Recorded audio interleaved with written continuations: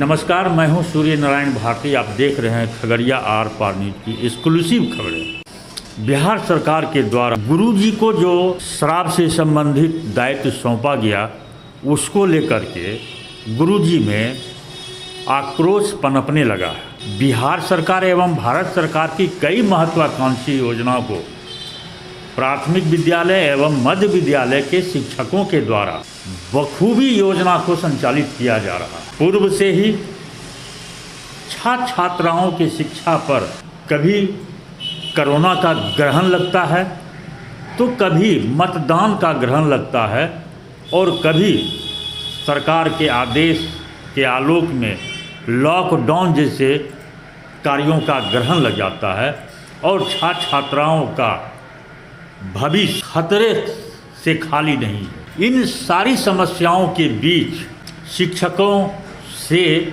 जो सरकार के द्वारा चलाई जा रही योजनाओं को निष्पादित किए जा रहे हैं, उससे तो छात्र छात्राओं की शिक्षा पर प्रतिकूल असर पड़ ही रहा है।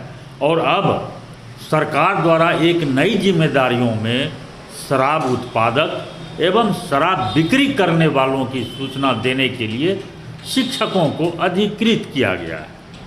अब ऐसे में गुरुजी का सुरक्षा कौन लेगा? चूँकि जिले में आए दिन शराब माफियाओं एवं पुलिस बल में दो हाथ होते रहने की खबर प्रकाशित की जा रही है। शिक्षक डर रहे हैं शराब माफियाओं से कि मेरे हत्या के बाद मेरे परिवार को क्या होगा।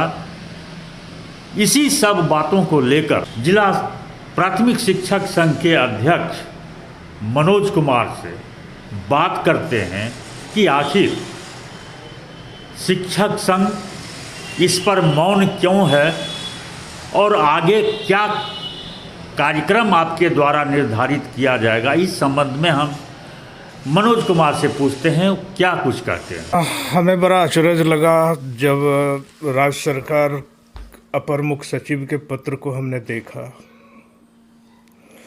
जहाँ तक जागरूकता फैलाने की बात है, वहाँ तक तो हम उसको उचित मानते हैं, क्योंकि हमारा काम ही है समाज को जागरूक करना।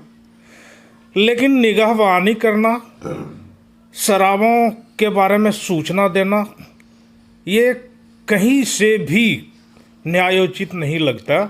मैं समझता हूँ कि सरकार के पास इतने सारे सिस्टम हैं, इतनी पुलिस है, उत्पाद विभाग है, उसका अपना एक स्पेशल कोर्ट है, बावजूद इसके जब पूरा व्यवस्था पे नियंत्रण नहीं हो पा रहा है, तो निहत्थे शिक्षकों से क्या अपेक्षा करते हैं आप?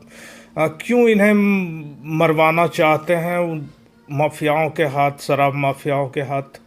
तो ये तो बहुत असुरक्षा हो जाएगी और शिक्षकों के लिए एक अराजक स्थिति हो जाएगा, उनको छुपने का जगह नहीं मिलेगा।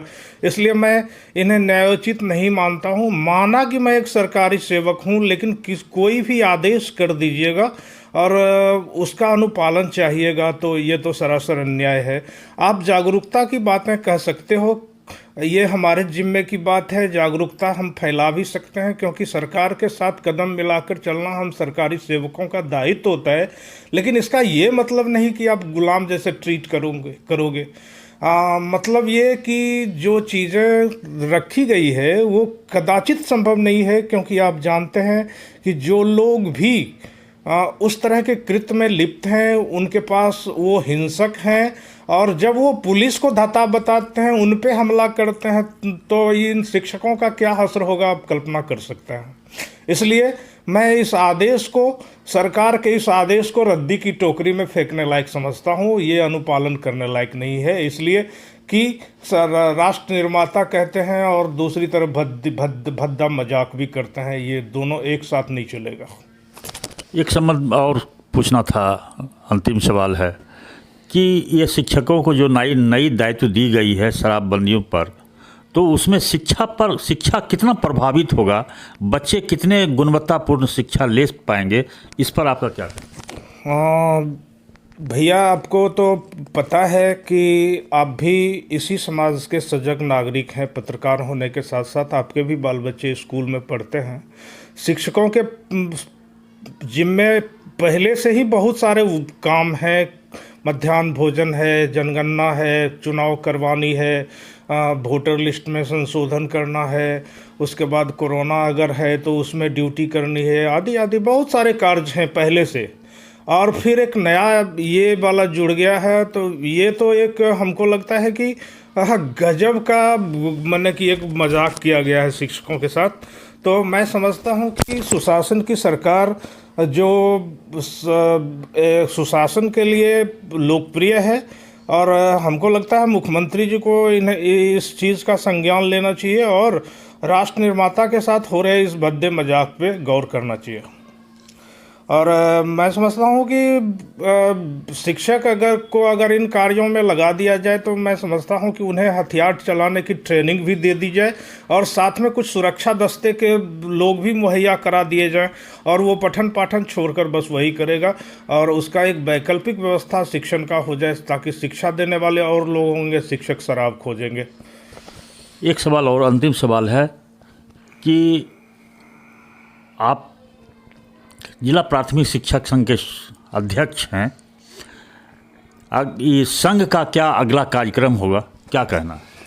राज्य संघ ने त्वरित गति से अपना विरोध जता दिया है बिहार सरकार को, और जैसा भी राज्य संघ का दिशा निर्देश होगा हम लोग एक मुश्त इस आदेश के प्रतिरोध में खड़े होंगे, विरोध में खड़े होंगे, क्योंकि ये शिक्षकों के साथ एक मीठी गाली है।